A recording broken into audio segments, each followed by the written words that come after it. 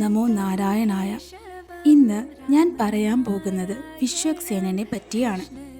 ത്രിമൂർത്തികളിൽ ഒരാളായ മഹാവിഷ്ണുവിൻ്റെ സർവ്വസൈന്യാധിപനാണ് വിശ്വക്സേനൻ.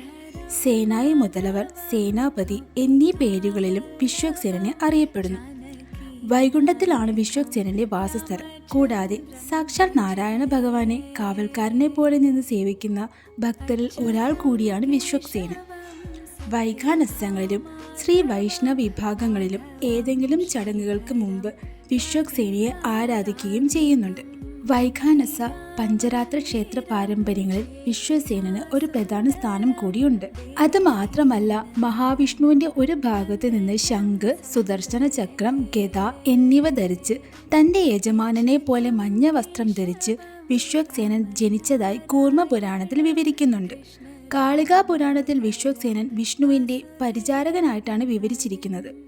വിശ്വക്സേനന് 4 കൈകളും ചുവപ്പും തവിട്ടും നിറവും ചേർന്ന ശരീരവും വെളുത്ത താമരയിലിരിക്കുന്ന നീണ്ട താടിയും മെതിച്ച മുടിയും ഉള്ളവനായിട്ടാണ് വിശ്വക്സേനനെ വിവരിക്കുന്നത്.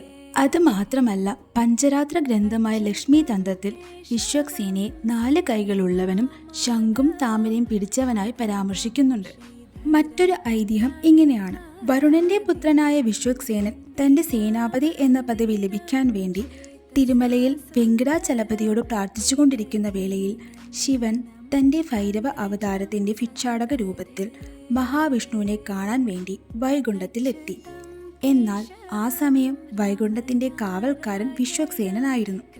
തന്റെ മുന്നിൽ ഭിക്ഷാടന രൂപത്തിൽ വന്നു നിൽക്കുന്നത് ശിവനാണെന്ന് തിരിച്ചറിയാതെ വൈകുണ്ഠ കവാടം തുറക്കുകയോ അകത്തേക്കു കടക്കാൻ അനുവദിക്കുകയും ചെയ്തില്ല.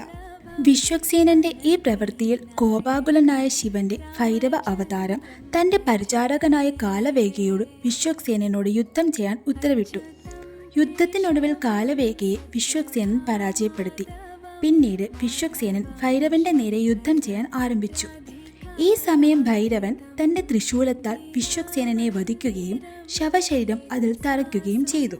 വിശ്വക്സേനനെ വധിച്ചപ്പോൾ ഉണ്ടായ ഭൈരവന്റെ ഈ രൂപമാണ് കങ്കള അല്ലെങ്കിൽ കങ്കളമൂർത്തി എന്ന് അറിയപ്പെടുന്നത്.